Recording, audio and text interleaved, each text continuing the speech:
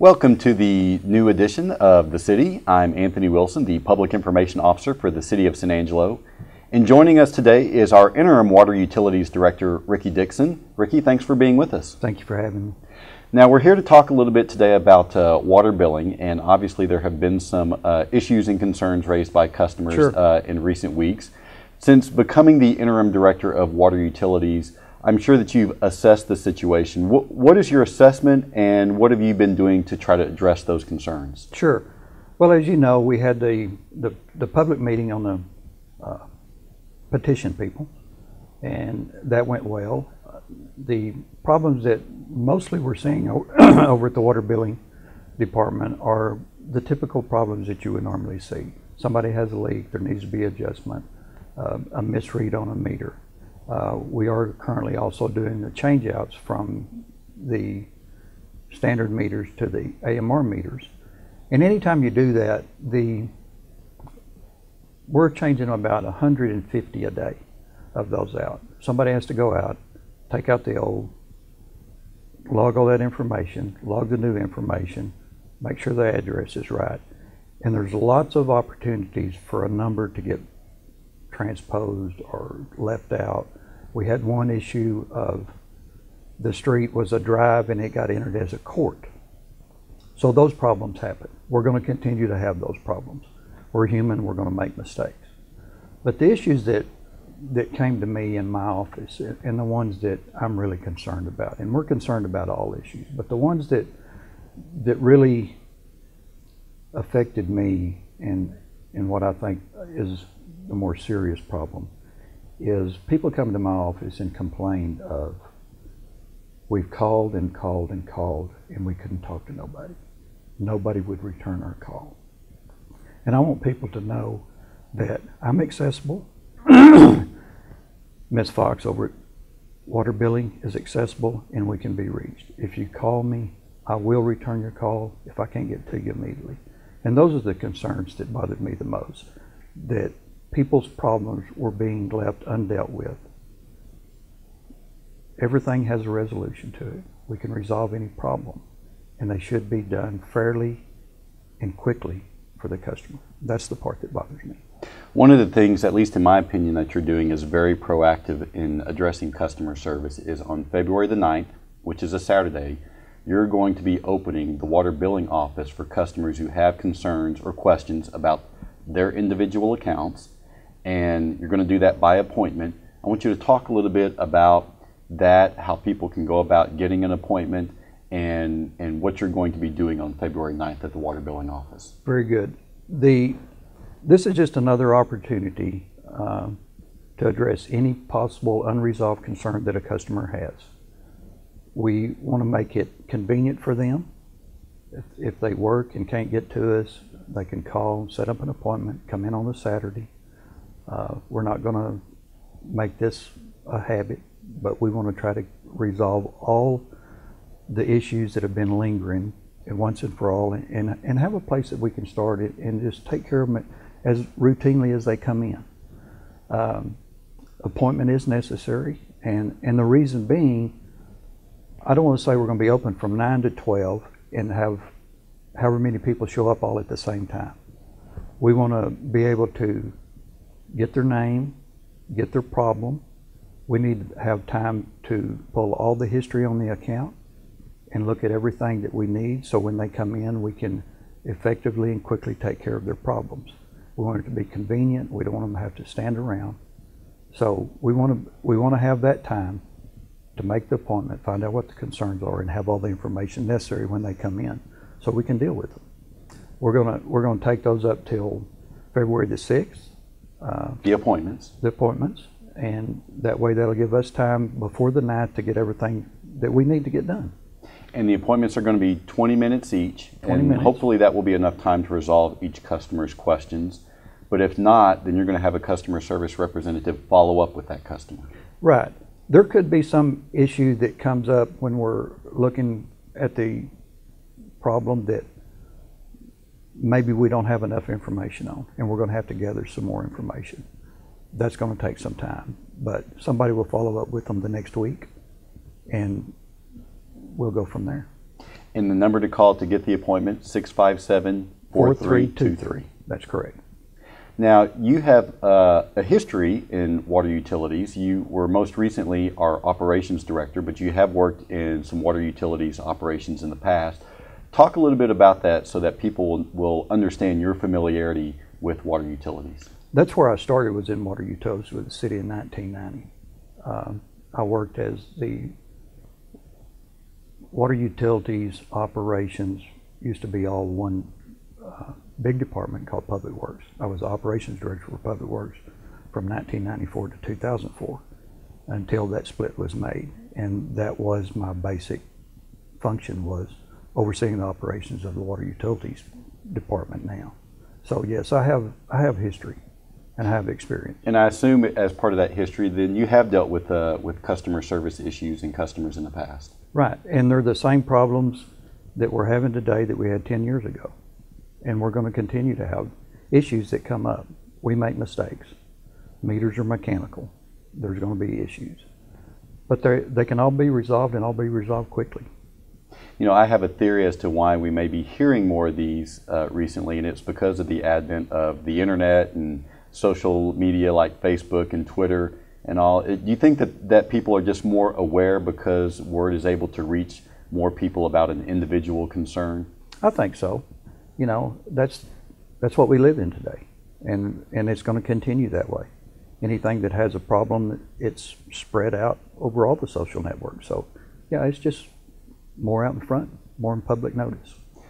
Getting back to February the 9th, are there specific issues that you expect to be able to address with customers who make those appointments to come into the office on that day? That question's hard to answer, Anthony. We don't know what issue they're going to be calling in with. It's a billing issue. The consumption seems abnormally high. Those type of issues, that's kind of what I'm expecting. But until they actually call and we get the information, it's hard to answer that question. Are you encouraging people to bring any particular information with you? You talked about being able to research within your office about the account, but is there something that the customer should bring? I think we should have all the information concerning the issue that they have, but they need to be sure and remember to bring the proper ID and make sure that they're the one that's on the account. That account information is confidential. And if they're not on the account, then we can't discuss the information with them. So they need to bring an ID and appropriate account information when they come. So in other words, at my house, if our account at my house is in my name, then my wife can't, unless she's on the account, can't come and deal with the issue. Right. Only the person that's on the account can discuss the issue. And to be clear, you are going to be dealing with individual account issues. You're not going to be talking about broad sweeping issues or philosophies regarding water utilities. I mean, I think we went through that enough. I think now it's time to focus on, you have a specific issue, an unresolved issue that we need to take care of, and that's what we're going to be focusing on. Should the need arise, do you anticipate opening the office on any more Saturdays? We're going to see how this one goes and see how many we have. If we think in the future, down the road, that it's necessary, we might do it again, but we have no plans on doing it. This is kind of a one-time deal, get anything that's lingering out there taken care of. Do you have any expectations about how many people are going to take advantage of this situation? I really don't. You know, the petition had 450 or some odd number signed up on. I don't know if we're going to get all 450 of them. I don't know. Of course, at that meeting that we had previously, only 10 of those people actually showed up at the meeting. So the people with real specific problems, I'm not expecting a large turnout, but we'll wait and see. Aside from the customer service issues that you're addressing, the other big project on your plate is obviously the Hickory Aquifer, and you recently released an update on how that project is going. Share a little bit about where we are with the Hickory Aquifer project. The Hickory project is basically, I guess, 4 parts to it. We originally started with the well field piping on the existing wells of laying the pipe to transmit to the transmission main to the pump station. That was completed in April of 2012. So that portion of the project is complete. Right now under construction is a 30-inch transmission main It's about 65% complete. It's 62.4 miles and about 65% complete. That's expected for substantial completion in July of this year. So that part will be done. The booster pump station is also under construction. That includes the well fill pumps to go in the existing wells, the booster pump station itself, the telemetry to operate the system remotely, and the storage tanks on the system. So that's on schedule for June substantial completion. So those portions will be done this summer. The treatment plant, we selected a vendor for the radium removal portion of it, which was the missing piece to finish the design. We expect that to bid in late April, early May timeframe and come online in September of 2014. So right now, the project as a whole is on schedule? Yes, it is. And the council approved a well fill expansion for up to 5 new wells. We expect that to be bid in April. So things are progressing well, and it seems everything is on schedule. And by on schedule, then, if needed, then we could access water as early as this summer from the Hickory? We really can't access water till the treatment facility is completed. So that's in 2014. We've been talking with Ricky Dickson. He is our Interim Director of Water Utilities.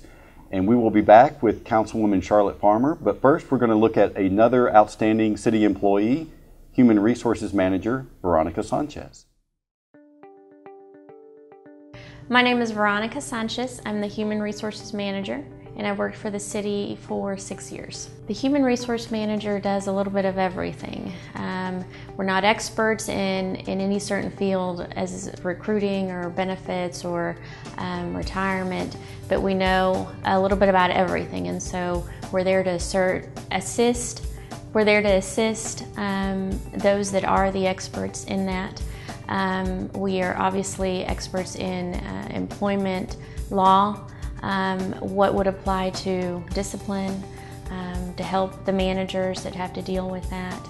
And we're here for the employees and the managers to talk about whatever comes up. You never know what's going to happen on a day-to-day basis.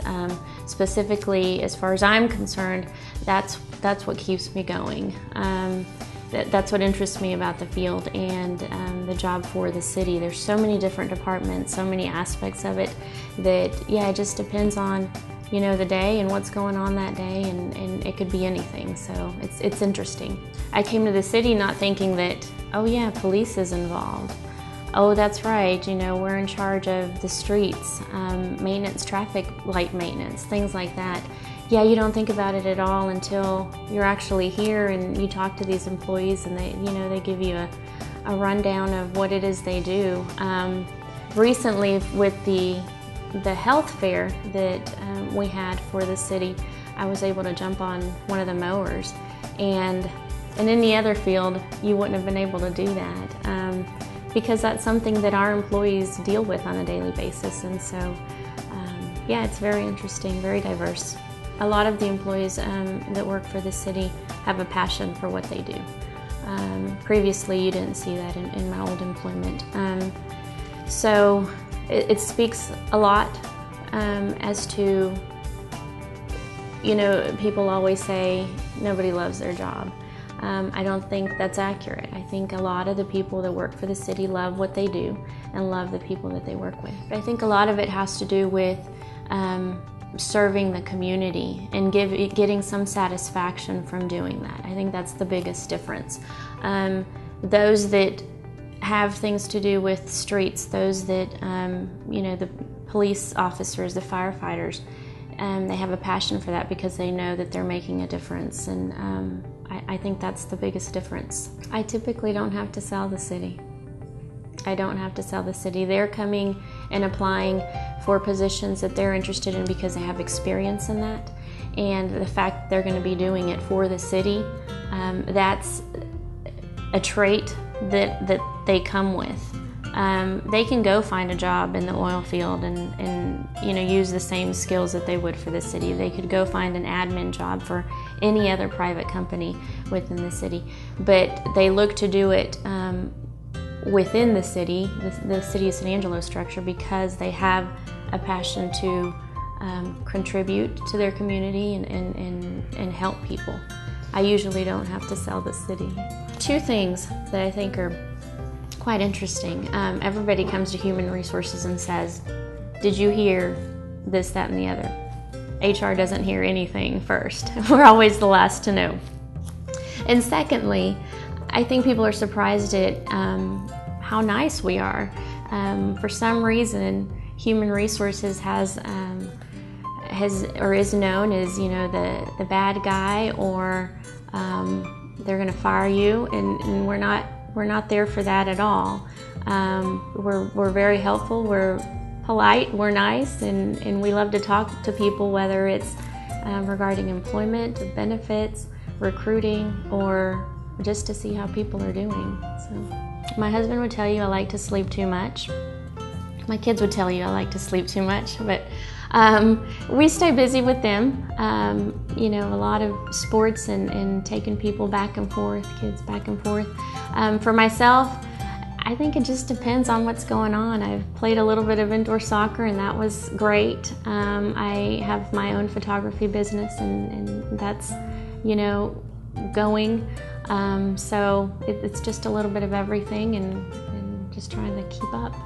A good day at work is one in which I can come in and kind of sort of go through my to-do list, but have a little bit of, hey, we got to deal with this because it came up. That's a good day at work. Welcome back to the city. Joining us now is one of our city council members, Councilwoman Charlotte Farmer, who is here to discuss the Ports-to-Plains initiative. Councilwoman Farmer, thanks for being with us. Thank you for the invitation, Anthony. Now, for the uninitiated, tell us, what is Ports-to-Plains? I am so glad that you asked that question. You know, so many people hear Ports-to-Plains and they automatically think of border traffic, illegal alien, drug trafficking, and that is not what Port-to-Plains is about.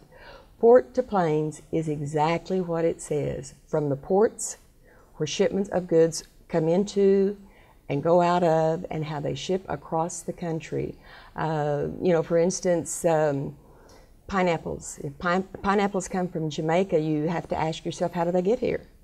And they come on a boat, and they enter a port of entry, and then they're usually put on a train or a truck and taken to the individual cities in the United States and Canada.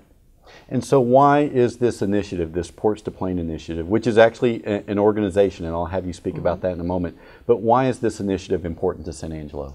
Oh, listen, walk through your grocery store and pick up a can of peaches, pick up a can of applesauce, pick up a bottle of baby food. A lot of your food products that are shipped or packaged, grown, either in Canada or Mexico, or even places such as Brazil, Venezuela, that is what fills our grocery shelves today. In order for us to have it, to reach to the shelf, to take it to our kitchens and make it into a meal for our families, it's got to get here from somewhere. And it becomes very important to San Angelo if we can aid in the assisting of those products getting here faster and cheaper. Because when it's a cheaper shipment product, it's cheaper to buy and to put onto our tables. And it's also an economic development issue for San Angelo, isn't absolutely. You know, if you can think of trains, things going by freight. And when you get to San Angelo, we're so fortunate. San Angelo was created, it's railhead to ship our cattle and stuff to the various slaughterhouses in Kansas and in Fort Worth. We were lucky that we have railroad in place. And that's how we grew here in San Angelo, is the shipment of beef products. But the shipment and getting that here and required people to handle on and offloading, and people to drive the trains, manage the trains, you know, or the trucks, brings citizens to San Angelo, which beefs up our economy. And so the Ports-to-Plains initiative has members all the way from Mexico all the way up to Canada, and there's actually a formal organization. Talk a little bit about what that organization is, who its members are, and what it does. Well, the organization will be 16 years old this year. And 16 years may sound like a long time, but it's actually in its infancy. Is a group of people started by Congressman, well, I'm going to slip and forget his name right now, but a gentleman out of Lubbock who saw the need to ship the products through the middle of the country without it going to a New York harbor or a San Francisco harbor, and started the drive to get that initiative, to get businesses together that had an interest, whether it was cotton growers. Cotton growers here in Texas, in the middle of the state, need a way to get their product to the plants, to Levi, to Wrangler, wherever they are. And so they started together. They put an organization together, sanctioned, and you pay a membership to. And it's basically like a lobbyist, in my opinion, to work with the folks in Washington, D.C. on what our needs are out here in rural America. And you pay that membership to, you get your posting, you have your spokesperson in Washington, D.C., also here at the state level, with our legislators to aid us in whether it's highway repair or railroad repair or various red tape and regulation. And I'll have to say the Keystone Pipeline that is in the news so much is coming right down the center of the Port-to-Plains corridor. So the states of Nebraska and Kansas have been very active, the members in those states, to assist in the legislation to keep that pipeline open, going, and flowing for product from Canada and product from Mexico to flow through the middle of our country. How successful would you say the organization has been in easing the flow of products from Canada to Mexico? Well, one of the success stories that I'll have to tell you is recently the $284 million that was granted to put in a third lane between here and Del Rio, Texas, was through the efforts of Port-to-Plains. Another success story is, you know, imagine going to Canada, you're a trucker or you're on rail and you're delivering goods, and you're stopped at the border crossing because the border is only open 8 to 5 Monday through Friday. That's a problem. So when you've got, whether it's the huge wind turbines that are being transported and shipped over the highways, and you've got a delay because a trucker gets there at 5:05 in the afternoon and he has to wait till 8 the next morning, and paperwork can get started then, and the paperwork can take a few days or longer. But that adds to the price of the product. And the price is paid by those of us in the public who consume those goods. Now, San Angelo is really a player in this whole effort. How did that come to be? How did we become instrumental, if you will, in the Ports-to-Plains initiative? Well, you know, I knew of the Ports-to-Plains and their efforts, and it wasn't my involvement as being on council till Harold Dominguez came to me, or asked me to come to his office. He wanted to talk to me about Port-to-Plains, and he showed me the map of where San Angelo, Texas sat, where Mexico City was, and where Edmonton, Alberta, Canada was. And the Ports-to-Plains map that had sprung up and where the corridor had been established, and San Angelo sits halfway between Mexico City and Edmonton, Alberta, Canada. And the shipment of those products flow right through here.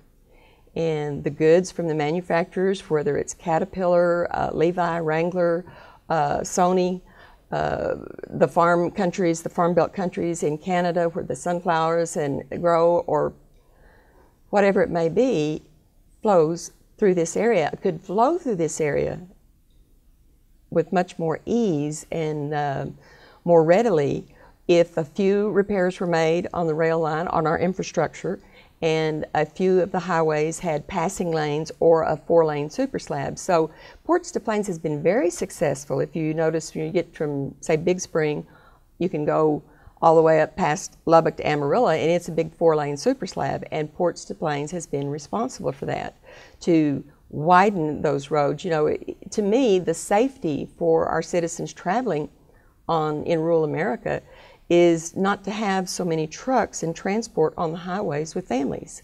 So how do you accomplish that? And you accomplish it by reverting it to rail. If you can transport it by rail, then you take that danger, that congestion off of your highways. If you've ever driven from San Antonio to Dallas, Texas on I-35, you know what I'm talking about. the traffic being extremely fast, bumper to bumper, and the truck traffic that comes up through, you know, Laredo and works its way to the Dallas area to put these products on shipment there, it's overcrowded and extremely overcrowded. So our port here, San Angelo, by coming up through Del Rio, is an offshoot of the overflow. It's not taking anything other than overflow from Laredo, Dallas, and moving it on over. And we are, the demographics of it to where we sit as to where we can reach things in California, Kansas, much quicker than say up through I-35 is very advantageous to suppliers. You know, Wranglers, Levi's, those folks where the product, the cotton comes from here, goes to Mexico to be made into clothes and is shipped back. How quickly they can get those products shipped to them and at lesser expense is what sets the price in the store that you and I pay. Now, we are going to be hosting an event here very soon in San Angelo on February the 14th and the 15th. Mm-hmm. Can you briefly sort of explain to people what's going to be going on during that event? Well, we've worked every quarter.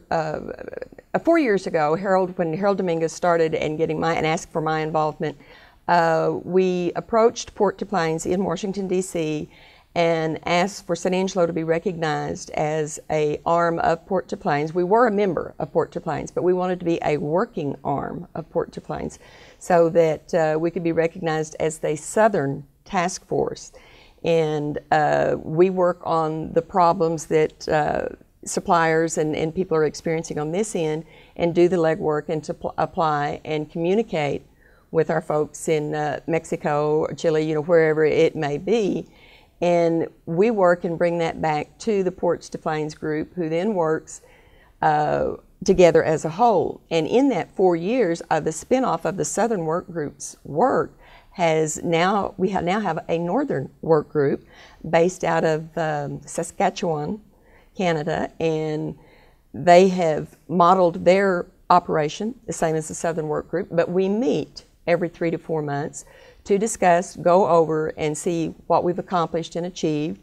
And one of the greatest achievements in that time frame is, you know, there's a new bridge going up in Del Rio, a new lane going up in Del Rio. The bridge has been redone there in Del Rio, but for instance, what they call it the Mazatlan Highway in Mexico that goes from the new port of Topolobampo that is fabulous shipping port, but it took 8 hours by road to travel from Mazatlan to Durango, where they could ship most of the items out, because there wasn't a highway because of the massive gorges. And they have built a bridge that is just fabulous, and it's just opened, and it's cut that 8-hour trip down to a 2-hour trip.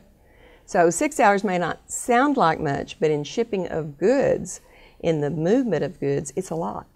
And to get it to the rails, you know, it's a huge success on the Mexican side, huge success on the Canadian side for getting another 24-hour guard passing station to cross into, so it's not an 8 to 5 crossing into the other country.